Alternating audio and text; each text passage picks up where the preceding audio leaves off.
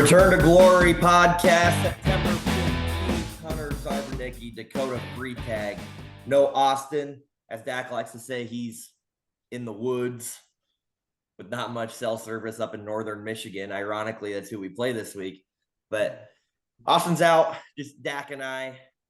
If you've listened already, Dak's 5-minute recap, Dak's dispatch, as we're calling it, out there as a bonus episode if you want to listen to that. I have not listened to it yet, so I will put that together along with this one. Nebraska's 3-0, and Nebraska volleyball's undefeated, and Bud Crawford won his fight on Saturday night against Canelo Alvarez, so he's undefeated still. It's a good time to be a Nebraska fan. Yeah, what a weekend for the state. I mean, were you more pumped up for the fight or the Houston Christian game? Because I feel like the fight. Yeah, because there was nothing at Houston Christian. I mean, we'll talk about it, but there wasn't much like going into it. It went exactly how I expected.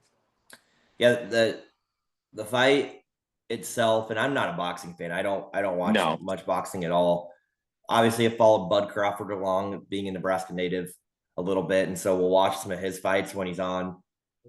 And I knew it was a big fight, but just as I was getting ready for it, it was one of the bigger magnitude fights. And they mentioned, since the Pacquiao Mayweather fight, which was back in 2017-ish timeframe, it's basically Bud Crawford saying, I'm one of the best ever the sport has ever seen. And the counter to that was he hasn't fought anybody of name recognition, big names. Well, Canelo Alvarez is one of the faces of boxing right now, and he just went out and, as an underdog, went up a couple of weight classes and defeated him in 12 rounds. It was late, so if you didn't watch it, it is on Netflix if you want to go back and rewatch it. Like I said, not a big boxing guy here myself, but watching it just was fun to watch. It you felt like the whole state of Nebraska was fighting the country of Mexico, if that makes sense. It's like it kind of was. I mean, it's also cool how Crawford is like so big of a Husker fan, and he's always wearing Husker stuff. Like, and I heard the rumor might be he might run the team out this week. I don't know.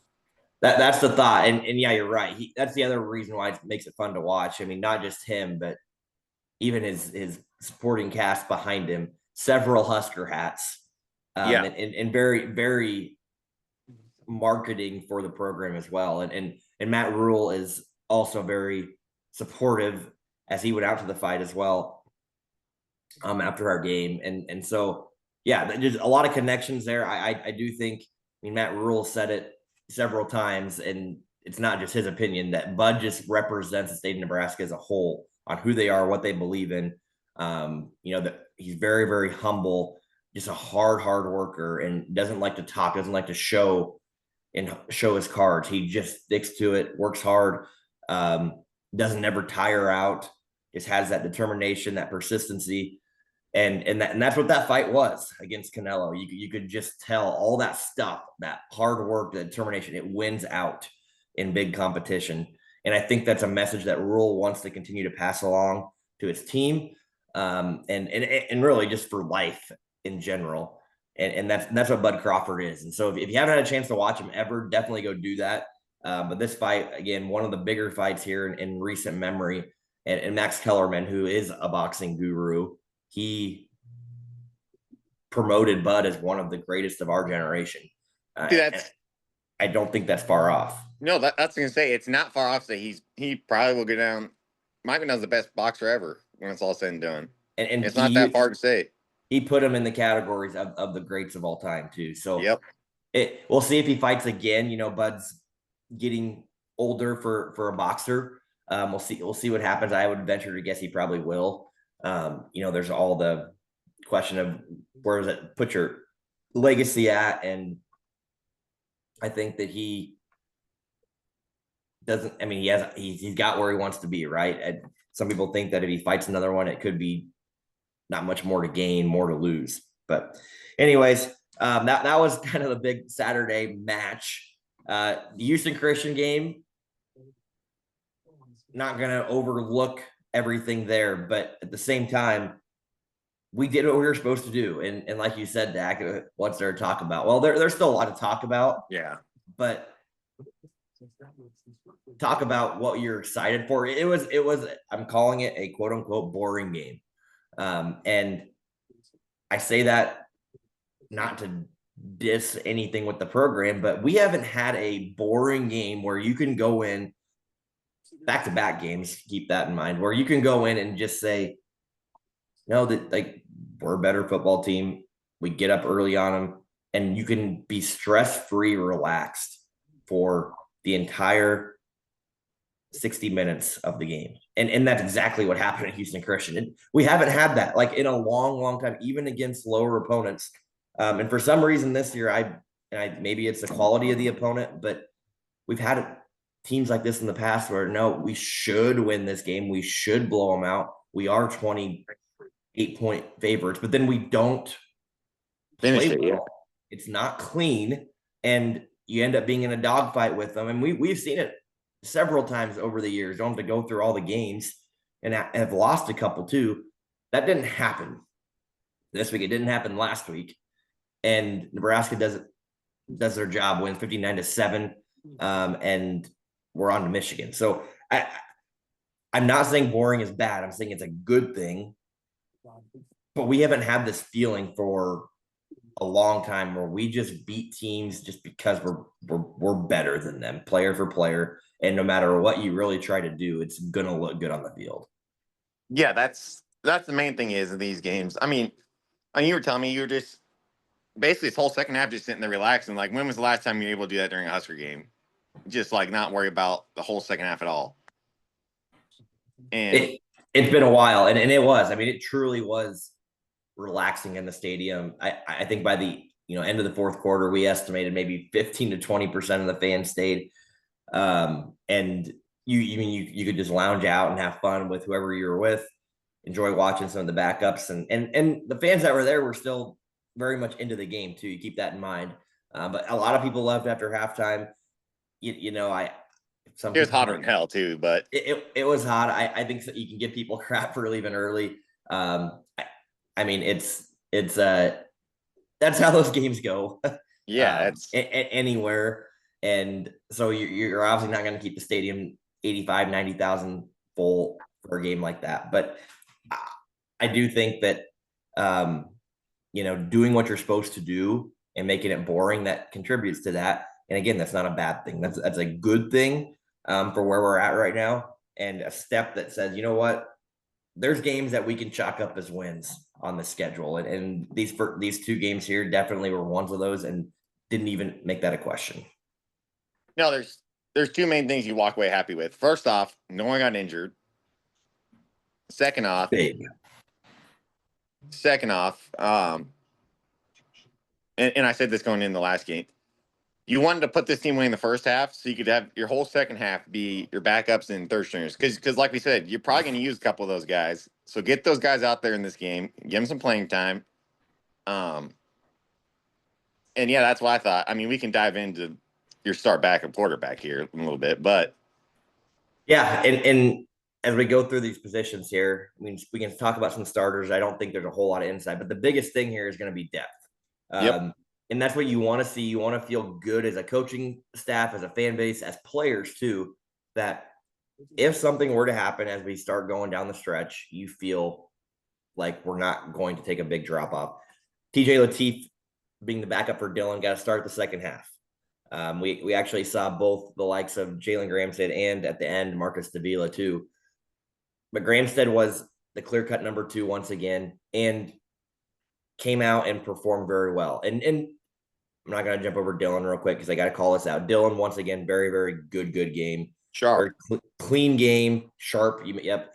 Everything was what it should be for a game like that. And then TJ gets some time again this week and did a damn good job doing it.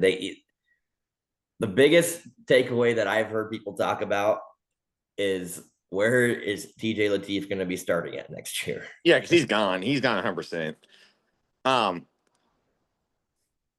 guess another good part about this game is if Ryla does get hurt, I don't think you're worried about your backup quarterback position at all now. Like he looks damn good. I know he's playing these backups, but he looks like a stud.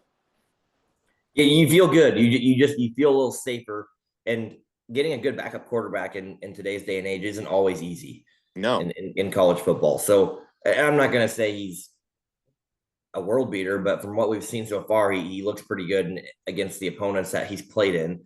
Um, he's obviously still a freshman. I do think, pending, we'll see what happens the rest of the year, but he's going to get scooped up somewhere else. Someone's going to pay him money. And I've heard the counter argument, well, why don't we just pay him a lot of money? Well, I mean, you can't. It's your funds, and while Nebraska probably does have some of the higher budget for NIL right now, there's obviously laws and stuff going into place with rev sharing, slowly making its way down. I don't know that you necessarily can afford to pay a guy that's not going to play, where you can be allocating that money to other positions that on the field that matter. Now, backup quarterback's important, but maybe Dylan can cut his in half and give it to TJ. I don't know, but even then, I don't know how much someone like that's going to be going for on the market. I don't know right now if he's a Power 5 type of quarterback. Probably not. He's probably going to get a starting spot somewhere else and then maybe work his way up if that's what he wants to do. But maybe he wants to be a backup at Nebraska for the next couple of years. And we have some guys coming in. I don't know, but I do think he's definitely talented. He definitely has the abilities to play somewhere else. That's what I was thinking. Was he could go the Arch Manning route, which I think we figured out why Arch Manning was not playing in White State, Texas. We figured that out by now. He sucks. But anyway, he could stay another year behind Raiola, learn a little bit more, and then because Raiola's probably gone in 2 years, we'll just say he's going pro. But if he stays another year, that'd be awesome. Sit behind him, learn some more on the offense, and then play in 2 years. Like he's just a freshman. I don't think that's crazy if he stays.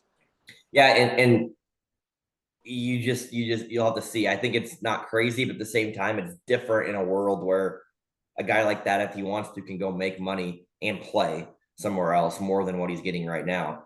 So we'll see what happens with TJ, but I mean, it's all positives right now for this year. At the very least, you feel good about the rest of the year if something were to happen to Dylan moving forward. Running backs, Quentin Ives kind of steps up here as potentially the number 2 guy.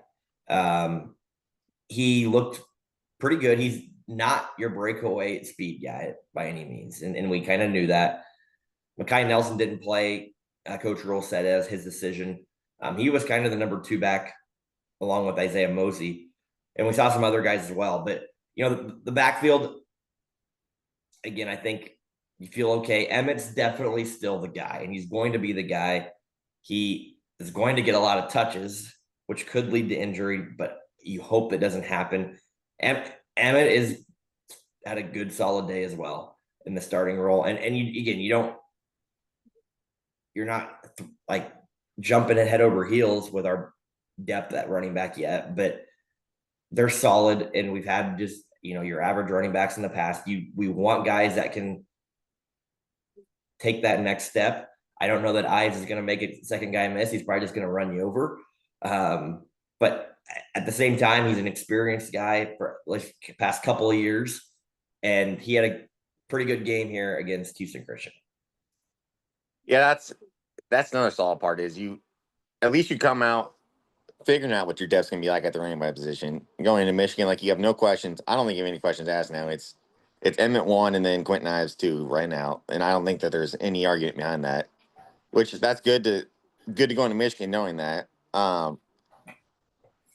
And I don't know about you. I kind of like my backup running back to be like not the speed type of guy. I like him to be a bruiser like Quentin Ives is. I mean, I think you want a guy like that on short yardage downs, goal line downs. Especially where there's going to be a lot of piles and a lot more physical contact and blows. I mean, you like to have a bigger back sometimes in those situations. And even Cincinnati, we still kept Emmett in there. Maybe Quentin kind of proved himself as one of those type of backs too. That happens at a lot of levels. So I'm with you. I think Quentin kind of jumped the depth chart here after maybe falling coming into the year. And you feel okay about the running back spot. You feel good at really about everywhere right now. And just because of how the games have gone. Now, opponent put an asterisk on that. We don't know. We know that Houston Christian and Akron are not the opponents we're going to see the rest of the year. Well, maybe Here we UCLA. go. But Yeah, yeah, here we go. This is what you want to do. And they didn't show much against Houston Christian. They played about as vanilla as you could, I thought. yeah. And the guys are having fun. They were still focused. I mean, Yeah. when you don't have to come out and do a whole lot because you're just better pound for pound, athlete for athlete, that's a very good sign. Offensive line, I don't have a whole lot to say there besides they did what they're supposed to do, which is a good thing. Receiving core, I think early on it was very evident that Dylan wanted to get Dane Key going in the time that he was playing, and he did a good job of that, hitting on a couple of balls. There's a deep ball that Dylan threw into the wind, maybe was underthrown. Again, against, I've heard people say against better opponents that might be picked off. I mean, maybe it. So you get away with stuff, and that's just how it is. Like it's who you play, it's who you have on your schedule, it's who you're going to play. I think this receiving group is very solid, and some backups got to play here too. The guy that I'm like really excited to watch is Quinn Clark as he develops. Just watching him on the field, he is a big dude. Right now he's just a lot of bone as a freshman, but he's going to put on muscle, and I don't know his exact height. I think he's 6'5". I think he's a very big bodied receiver, and I'm excited to watch him develop. Cortez Mills also same way. He's not as tall, but he's going to be more of your all around receiver as he develops. So it saw some good things there from the receiving core. Yeah, we talked about this going into last week's game, and it's what they did. We figured that they were going to try to get Dane Key involved because he hasn't done anything the first two games. So it was good to get him going and see before Michigan, like, and we don't know if he's like a deep wide receiver or not, but get him his touches, get him feel like he's involved in the game. And I still don't know if it comes down to it, who Dylan trusts the most out of the wide receiving core. I don't know. I still think it's Dane. I really do. I think he's the senior. He's the guy that we paid the most money to come here to. I still think it's Dane. The big thing is how our team's keying in on our receivers, and I think that's the big thing. Is yep. When you got three different guys that potentially could break out any given game, it makes it hard to defend. And that I think is going to dictate a lot where Dylan goes with the ball when you need to. I mean, yeah, you got your Corey that's going to be all speed. And you got Dan Key. I think Dan Key and Isaiah Hunter are kind of like same. They're kind of similar, like wide receivers. They're not. I think Dan Key's a little bit quicker, but they're not going to bring. They're more possession wide receivers, and then you got Ja'Cory there that's going to do a lot of screen passes, bubbles, short passes, just take off from there. So, like you said, it all depends on who Michigan's going to key on in all these other teams that you're going to play now. If they're going to key on one guy,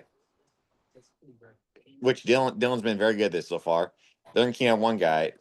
You got to hit the other guys because they're going to be open. You just got to forget about that guy. Good problem to have. I mean, yeah. It is a good problem. Defensive side of the ball, again, takeaways. Do what you're supposed to do. It was good. We got some backups in there. It looked like on the second half, not even the second half, second quarter, we started putting some backups in. And Houston Christian, again, I can tell from the beginning they're just not going to move the ball. They had a little better run game supposedly than Akron that didn't really show up a whole lot. I think the concern was the first down yards per play that Akron was getting on running the ball. I believe that got better this game. Again, not going to sit here and bash Houston Christian, but defense what you're supposed to do. There's the one touchdown was a longer run that kind of a broken play once the running back broke that first tackle. I even said during the game, I'm like, oh yeah, perfect. And then all of a sudden it was like, oh no. And then there was no backside containment anywhere, responsibilities, and he was gone for a touchdown. So that was the one point that broke the 100 and some unanswered points from Nebraska. But again, defense, good job. Defensive line, Dak. What Here we go. Yep. That's been the concern, I guess, through the first few games. I'm still not sold at all on the D line. I and it's really scary coming into Michigan. I think that's easily at all positions the most worrisome. I'm not sold one bit on D line yet. They haven't proven. I mean, they got a little bit of pressure this time, and they held their own against Houston Christian. But when you got the big boys coming in from Michigan, I'd be very worried about it. I mean, you're going to have to throw a spy on Underwood going into it just because you don't trust your D line yet. You're big on QB spies, aren't you? You're going to have to throw a spy on Underwood. You're going to have to. It's just hard to know. It is. I thought people maybe were going to be more concerned if were vulnerable to Akron and Houston Christian, which I would argue they weren't. But again, it's just hard to know because those aren't opponents that we're going to be seeing the rest of the year. Michigan's going to have dudes up front. Yep. And if they can just physically impose their will on us and get to that second level constantly, it could be a long game. And I think that's the worry right now. And it's not an uncommon take. I think the coaching staff is waiting to see too. Let's see. They're going to believe in their guys. We're all going to try to believe in our guys that we have, but we're going to see what happens heading into that Michigan game because it's going to be different, even different than Cincinnati. They're going to be more physically imposing than Cincinnati was in game one. In these last two games, from just an optic standpoint, you're not going to get much from it. So I think the AP and coaches poll, I initially thought, okay, 3-0, we're going to be ranked, right? They didn't put much stock into these two teams. No, and I don't think that's wrong. I just think you got to prove it against a very good opponent first. And I shouldn't even say very good, just we have no idea like you're going to see the rest of the year. Yeah, you're going to have to. I mean, we'll figure out real soon in that game if the D line is really a problem. And the coaching staff hopefully will figure it out soon too. If they're just getting mauled the first couple drives, you're going to have to stack that box, which is what you want to do against Michigan. You want Underwood to throw that ball because he hasn't proven he can throw the ball yet. Now, we don't take much stock in who they played last week either, but they blew the doors off Central Michigan too. So I don't know, they came in with an easy opponent. And Underwood looked better in that game. I'm not saying I watched a snap of it, but he will. He'll have another road environment that he'll have to go on. So again, defense, very good. Special teams, no Archie, which is a good thing. Poor Archie. I was joking in the second half. Can he just punt one for Houston Christian? Can he just flip jerseys real quick and just so he can get some action on the field? Everything looked clean. I think that first drive, we got a field goal. Yeah. Which was a chip shot, but it was, almost an extra point. Here's the thing, and this is not just special teams, it's all around the field. Things are sharp and clean now. We can't take that for granted because it is how it should be. We have not had that for so long, even in games like this, just random bad snaps, random fumbles, defensively. Shank a 40-yarder. Shanking punts. A lot of it has come on special teams, but even against bad opponents, it's happened so many times. Just don't forget that. And through these first 3 games, the word clean is the best way to describe it. It's just been clean football. And that speaks volume to the culture and the program of what Rule has done so far. Now it's going to get tested. It is going to get tested, and we'll see how clean it actually looks when you start playing some opponents. But as far as the snapping and the stuff that a Division I football team should be doing well, like you shouldn't have snaps going at people's legs and into the ground. You shouldn't have blocking the backs, holdings, random penalties that just are unnecessary, late hits, yeah, stuff like undisciplined stuff. Obviously missing extra points and or field goals. Like you shouldn't have that stuff as a Division I Power 5 program. And we've had so many of those of beating yourselves in the foot. So anyways, that's my big takeaway. I think again, these last 2 weeks have been very, very, I'll call it boring, like stress-free. Not that we're searching for things to talk about, because it is good to talk about our depth, but the real test is going to start here soon. So good job, Huskers. Like, did what you're supposed to do. We're 3-0. It's who you play on your schedule, and that's where you want to be. One more thing about special teams. I said this in my post game pod. Here's a little preview. Anyway, these against these opponents is going to come down to kicks. Like it's going to come down to special teams. That's what these closer opponents, better opponents do. A lot of these games are probably going to come down to making kicks or not, and you finally have the confidence that you're going to make that kick. Like you're not running out there like, oh Jesus, is this going in? You expect it to go in now. You expect it, and you're right. I'm getting called out. I'll be back. Okay. Dak's taking a quick break.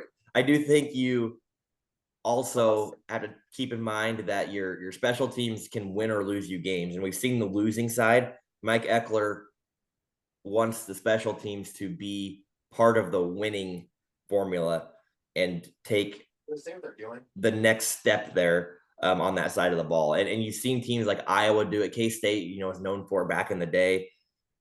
That has to be a side of the ball that we are very, very sound, and not just sound, but make plays on to help win you football games. So anyways, we have a interview here for you on this Monday. A female. We haven't had a female on the podcast in a while. Sadie Meyer coming on the pod to talk some Huskers, give her our thoughts on the season so far and the little extracurriculars that have gone on outside of football, and some TV shows that Dax can be thrilled to watch. All right, what I missed, I gotta go save the city.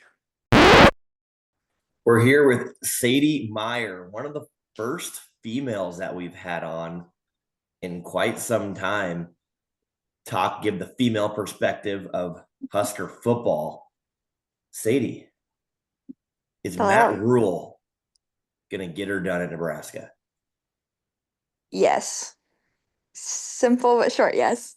I think it is taking some time, but he's definitely building a program that I don't think we've seen in a while.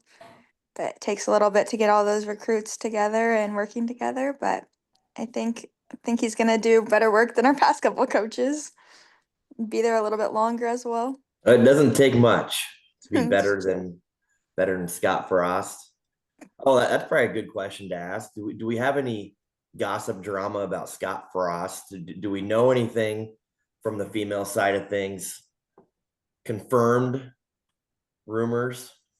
Good question. Nah, just a lot of hearsay stuff. I don't know anything confirmed, but it's a lot of stuff that goes around. Nebraska's not that big. I've heard some things.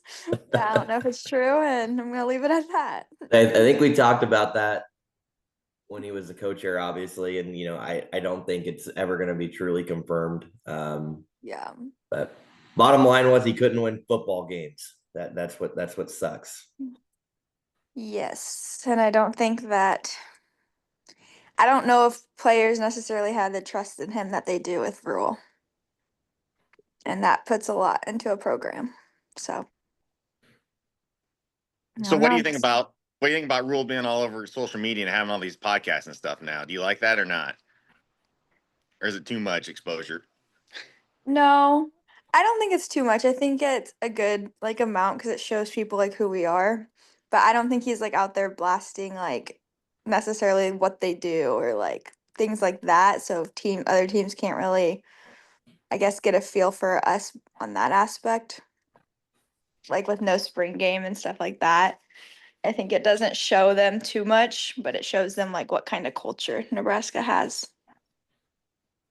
Yeah, and Rule, it was kind of funny after the game this week. He flew out to the Bud Crawford fight in Vegas and went to it, and then he was back in Lincoln yesterday morning. So he's a busy man, and I think I'm fingers crossed, hoping that it helps the program long term. We've talked about that in the past and how it's a different world we live in, that the players live in. You have to be a promoter and a marketing guy of your program. And he went all in on Bud Crawford. Did you guys watch the fight? No, I did not. Nope. I saw it all over, but I didn't watch it. It's very good. I think you can rewatch it on Netflix. Even if you're not a boxing fan, definitely recommend you go watch it. I think it was one of the bigger fights in the last 8 to 10 years, is what they were saying too, just from a name. And Bud Crawford represents Nebraska like he is the definition of a Nebraska boxer. He just is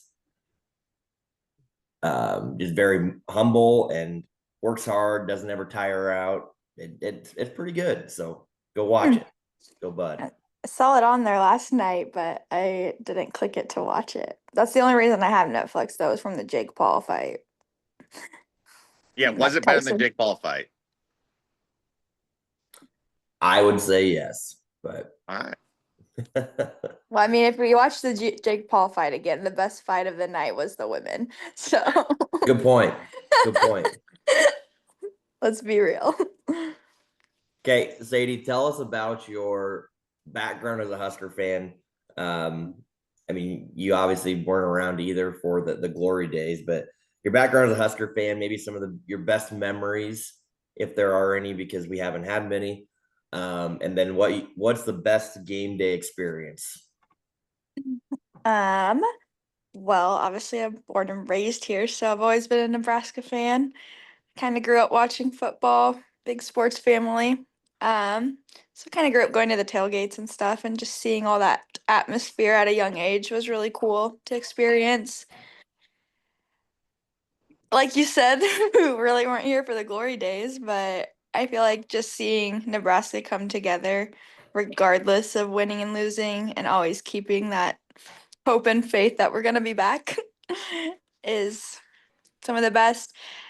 I would say the best game day that I like went to in the past couple years, because I obviously don't remember a lot. My brain does not allow me to store that many memories, but was Colorado last year. I was sick during that game and I still pushed through it. I could not get myself to leave to go home because it was just such a good game. And I've never heard Lincoln so loud. But I think that might, I don't know. Game. It might be people say that might be the loudest Memorial Stadium's been, I mean, in a long, long time. A couple others that came to my mind were like Oregon. That would have been, I think, when I was in college. Miami was my freshman year of college. It was really loud then. But kind of since then, there just hasn't been a game like Colorado last year. No.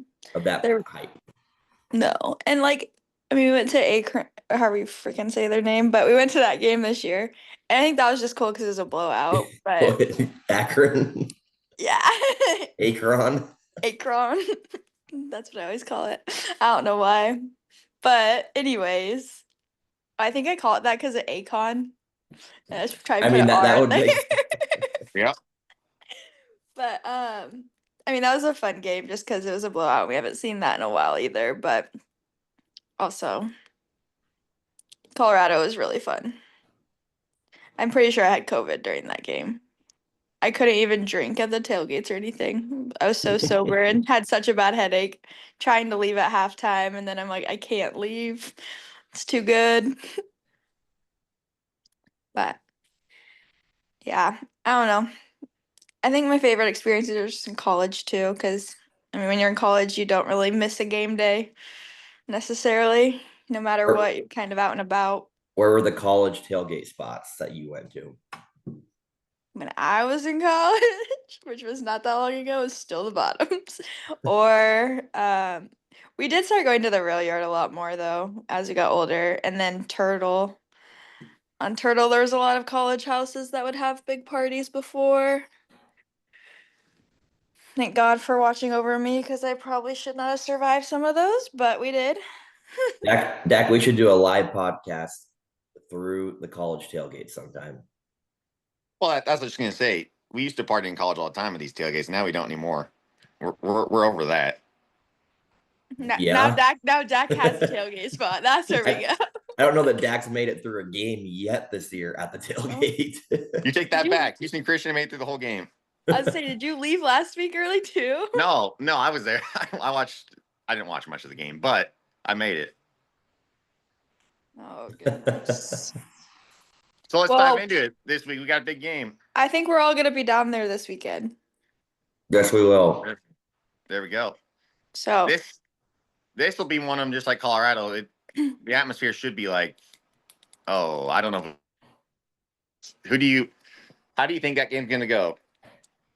this week, Yep. it's gonna be a 3-point game to end it. Which way? I think Nebraska's gonna pull it off. I think the atmosphere, the crowd, it's a 2:30 game, middle of the day, not too early, not too late. It's gonna be right in the prime time. I don't think it's supposed to be like 100 degrees. I don't know. I think Nebraska's gonna pull it out, but I think it's gonna be 13-14 going into half. Down or ahead? I think we're gonna be down. Matt Rule's gonna get on Ooh. them, and then we're gonna come back and win. Wow. Like I like 27-24, maybe. So you're saying don't touch the spread because you'll push. No, we're underdogs, Dak. We are the underdogs. Oh shit! Yeah, you said Nebraska. Man. Okay. Attaboy. Yep. There we go. But over or under 45.5, I think it'll be under. It'll be close. I don't know what I would do. Dak, you got a great question about quarterbacks. Yeah. All right. Throw for your life. Dylan Raiola, Adrian Martinez, Tommy Armstrong, or Jeff Sims.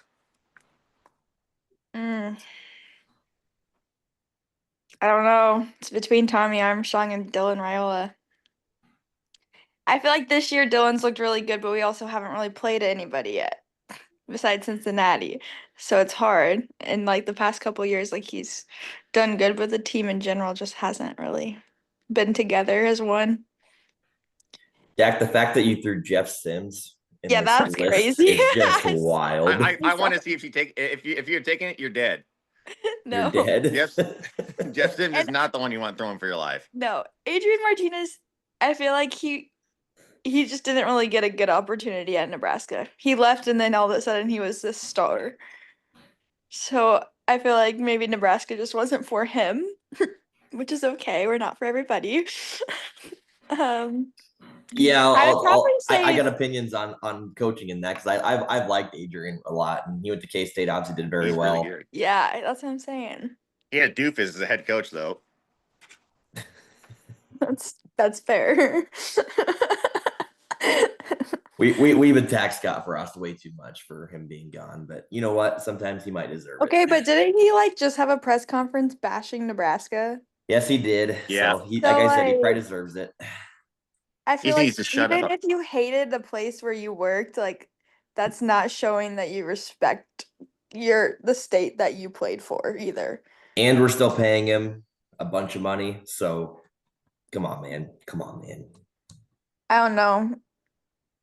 I just think we're on our way back now. So you got us beat Michigan. So you got us 4-0. So Yeah. let's go through the rest of the schedule one by one, and we're going to see where you land on our record here. So Michigan, Let me 4-0. pull. Let Then me we pull. go at or no, we're hosting Michigan State. We got 2 more home games back to back. I think there's a bye in between, but Okay. Okay. So beat Michigan, go 4-0. Beat Michigan State, 5-0. 5-0. Then we go to Maryland. Now, keep in mind, I'm going to the game. We don't win games, but I broke that streak in Cincinnati. We're 5-0 to Maryland. I think we beat Maryland. Okay, 6-0. Then we play Friday night at Minnesota. I'm gonna say we lose that one. Okay. wow. We drop. We're 6-1. I would say if we're 6-0 going into that game, we'll probably be a top like 20 team for sure, maybe top 15 at that time. I think that Minnesota game's tough, so I like that. Then Northwestern. And it's an away game. It is away. We got that one. Okay, 7-1. USC, who just cracked the top 25 this week, the next week at home. Honestly, I think we win it just because we got those black uniforms. The momentum's gonna be heavy. People are saying with the black uniforms, they think it's gonna be a night game, which are very tough here. I think we win that one. Be If close. we don't get a night game for that, the Big Ten absolutely hates us. So Speaking of doofus and head coaches, USC.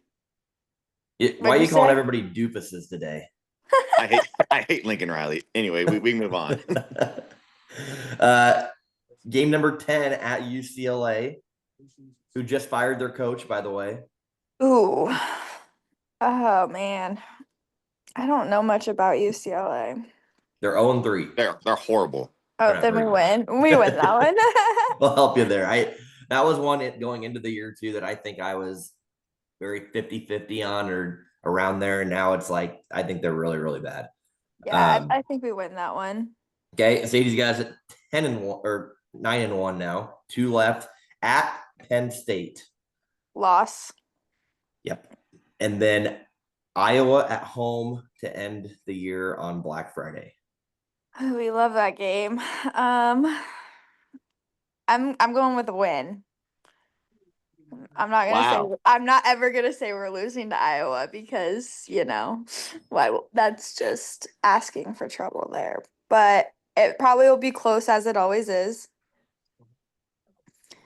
Most of the time, unless they're kicking our ass, but So 10-2 is that playoffs. Absolutely.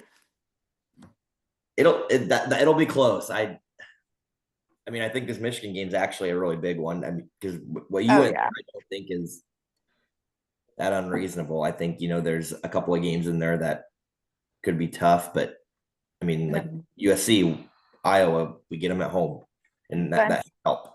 I mean, this is the first real tough or real competition game we're gonna have, so I think we're gonna win because I think they got the momentum. But I feel like Michigan's gonna put up a good fight. It might be like the Cincinnati game too. We might start off looking good, and then all of a sudden at the end we're gonna be like, "Oh shit, better pull something out quick." I don't know. Hey, I got one final little fun game that I didn't tell you guys about. Oh God. Okay. We're gonna see who can name more players on the Nebraska roster without looking it up, and we're just gonna go alternating back and forth. You're not gonna get much time. Dak's for sure gonna get me beat. You know what? You're the big underdog here. So if if you beat him, it's more of a diss on him than anything. It is 6 a.m. too. My brain's not fully fired up yet. So here we go.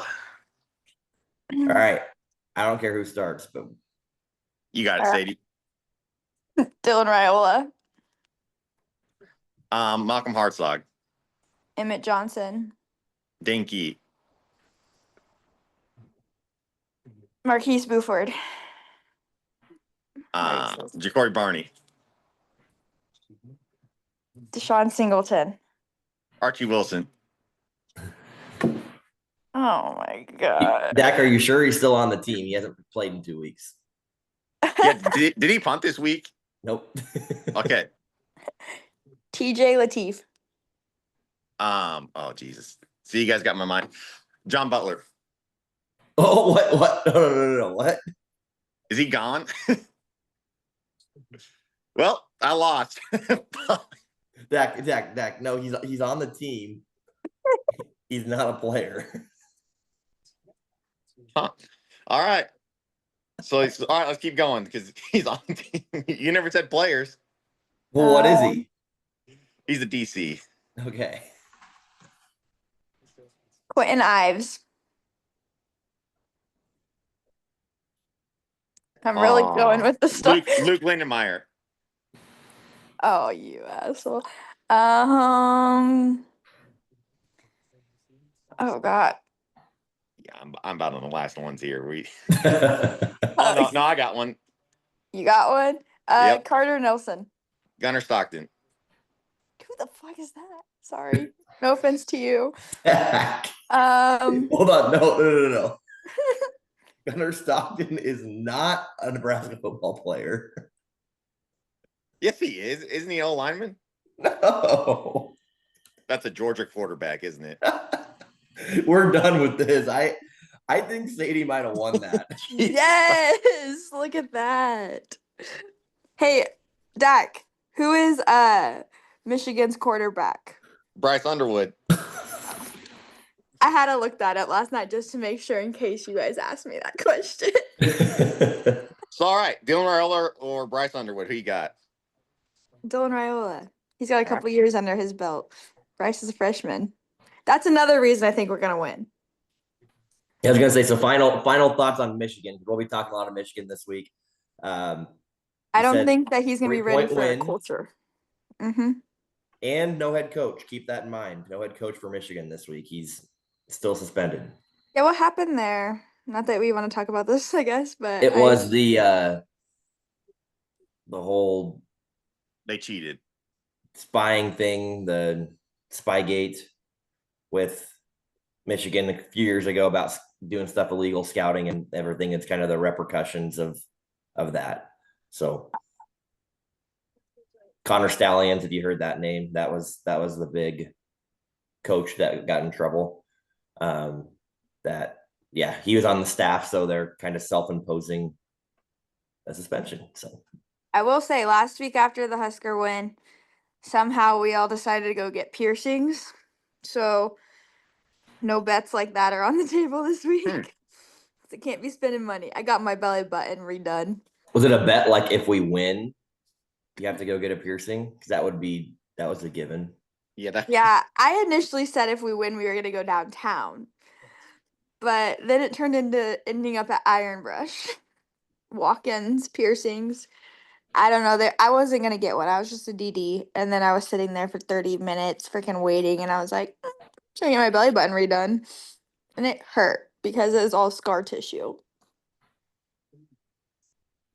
I was told Dak was gonna come join me downtown. He didn't last week, so well, apparently they did, or they ended up at one more bar, which I'm surprised Harley stepped foot in there. But you know. Last question, Sadie.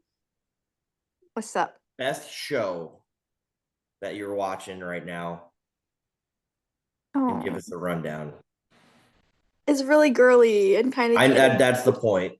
Yeah, we all our female listeners, like we gotta give them a little bit of content. Well, I've been watching The Summer I Turned Pretty. The last episode airs this week, and I have to know she ends up with Conrad because I'm team him all the way. I've also been watching Outer Banks, and someone did spoil and told me JJ dies eventually. And Jesus, here we go. Yep, spoiler alert. That just lost the viewers. Spoiler alert, sorry. Well, they spoiled it for me. And now I'm sad because he's my favorite because he's like the bad boy. And I feel for him, you know? So I haven't came across that episode yet, but I think when I do, I probably won't watch it anymore. But The Summer I Turned Pretty, and then, I mean, Love Island's over, but obviously I watched all that. And it's kind of funny keeping up with the drama behind that in a way. Dak, are you going to join watching these shows here? I love it. I love all those shows. Dak, do you like The Bachelorette? I love it. You want to know something crazy? Hold up, So- spoiler alert. No, it's who the next Bachelorette is. It's already out there. It's not a spoiler, but it is one of the. I don't know if you know the Utah show, the Mormon Wives, like the Secret Lives of the Mormon Wives. It's one of those. I've heard about girls. it, and it's crazy. I'm not gonna watch that. But it's one of those girls. She's the Bachelorette. I'm like, how's that even fair? She's never even been on the show. But it's like the most drama one. And so I'm like, oh boy, this season's about to be crazy. She's gonna be in love with all 20 of them. I will not miss a second of that. She might get a third baby daddy out of the deal. Oh Jesus. Watch party, Dak. You better be hosting some watch parties. Yep. Monday nights usually. Oh God. All right. Well, thanks, Sadie, for joining us here. Thanks for having me. See you guys Saturday. Score prediction real quick. Score prediction for Michigan. What's the final? Final? It's gonna be 27-24 us. All right. Or yeah, I don't know. That's high scoring, but Not really. Yeah, no, no, that's it's not pretty low. not compared to this year, but when we actually have competition, like you think of Cincinnati game, what was that, 20-17? I think it'll be similar to that. I don't know. What's the score, Hunter? Thank you, Sadie, for that insight on Nebraska football. I think you got Dak some new TV shows that he's going to be watching. He's pumped to watch. Excited. Very excited. Are you? Yes. I don't know what you said about the Mormon show, but apparently I got to go watch that. That's what I said. You'll be on that in a hurry. Yep. I guess I got to watch that tonight. So as Sadie gave her like schedule breakdown and was going through game by game, it was kind of hard not to like disagree with, potentially going 10-2. And I'm saying that with some caution here, but you start to look at the schedule. I don't think the first few games went any different than maybe people thought. People thought we were going to be 3-0. And I think people thought we were going to win the last two games easy. But as you start going through game by game, you start to feel okay. And I think a lot of that too is where other teams are. UCLA is a big one. I just think that was one on the road was just going into the year. And now it looks like their season's over. They just fired Deshaun Foster. Maybe things will turn around by the time we play them and go a little bit back up. But it does look like things are not going well for that group of LA football players. Are you ready to pick up Nico from the transfer portal yet or what? No, good. He still gets so much hype and he's just not very good. He can leave, but who wants him? Your Iowas of the world. I mean, Iowa's Iowa. I think maybe my brain's gone a little bit to feeling better about that. USC I thought USC was going to look very good this year. I mean, that's still a game that a toss up. You're at Minnesota, tough one. But I just think overall, you maybe are a notch ahead of where you were going into the year, which is more for me the opponents of where they're at versus where we're at. But that being said, the big one this week is Michigan. It is Michigan week, and we're going to see what we're made of. Yep. We've talked about that a lot. We've talked about the past couple of weeks. Michigan is going to challenge us like no other team has this year so far. And we'll see how we respond. I think this team right now is doing all the right things. You have a lot of confidence going into this game. Some people might say it's a bad thing because you get too comfortable. But I think you feel good about where we're at. All right, so let's flip this around here. So beginning of the year to now, are you more confident than you were going into the year for this game or less? That's kind of what I just said. I going into this game, into this one specifically, I would say maybe I'm a little more just because of the way Oklahoma beat Michigan. Mm-hmm. And that's no credit to your Sooners, but I think maybe Mateer is better than I thought he was going to be. You said he was going to be good, but it's an on-the-road game. I don't think Bryce Underwood, for me, came out and blew the tops off the water, which I was afraid he could do. Mm-hmm. I don't think he's a bad quarterback. I just think that he's still a freshman. He's like Dylan was last year, and going on that road environment is tough to do. Now he's done it once already. It didn't go well for him. So he's probably learned a lot from that. But I think you're a little bit feeling better, but I don't think it's much different. I think the line opened before the year. It was, Michigan by 3. Yeah, that's what it is now. It opened 1.5 and it already moved to 3 here on Monday morning. So it's where it's at. I don't have much movement. I think you could probably argue both sides of it if you're wanting to pick a side, but I think it's very neutral where we're at. It's just, all right, next game up, here we go. Yeah, I think I'm more confident going into the year because these last 2 games again don't really matter that much. But Cincinnati, I don't know if you've been noticing them, they look freaking good actually. Well, they played nobody last week too. Yeah, but they look like a team that's not. We thought maybe they'd be a bottom Big 12 team. They might contend for the Big 12. Like they look pretty good. So that's why I'm more confident. And I've had my thoughts on Underwood. I've said I think he sucks. So that's now that's not gonna come back bite me in the ass ever. But what Michigan's gonna want to do this game, and it'll be kind of two contrasting styles here. Michigan's gonna want to slow this game down big time, kind of like Cincinnati did. They're gonna want to control this ball, and I don't think they're gonna let Underwood kill them. I think they're gonna make him. He's gonna have to pass, but they're gonna have very safe passes for him, and they're just gonna try to run the ball down Nebraska's throat, which they could.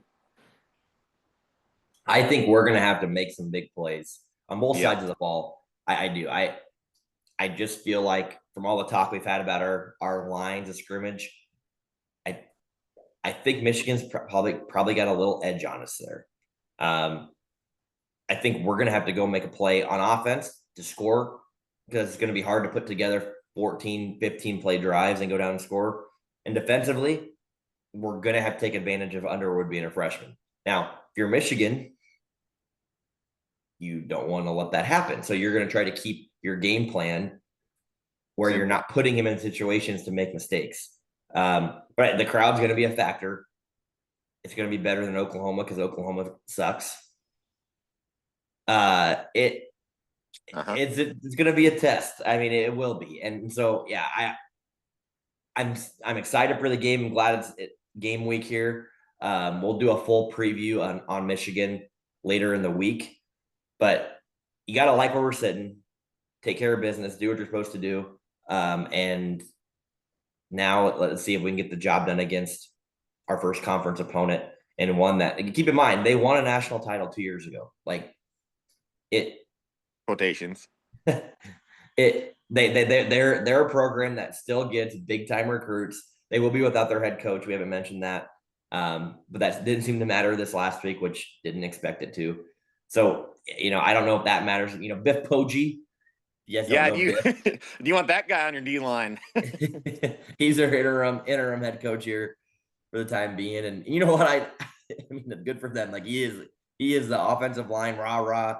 Can't remember. Biff was a head coach here in recent years somewhere.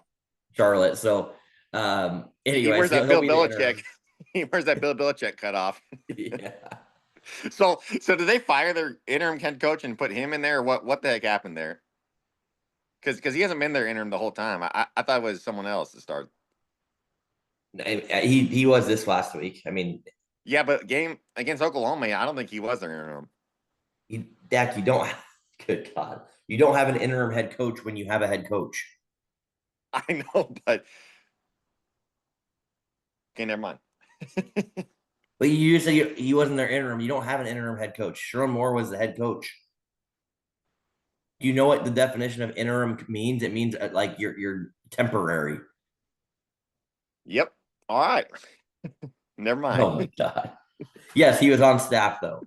That's what you're saying. Okay, yeah. Basically, in a roundabout way, that's what I was saying.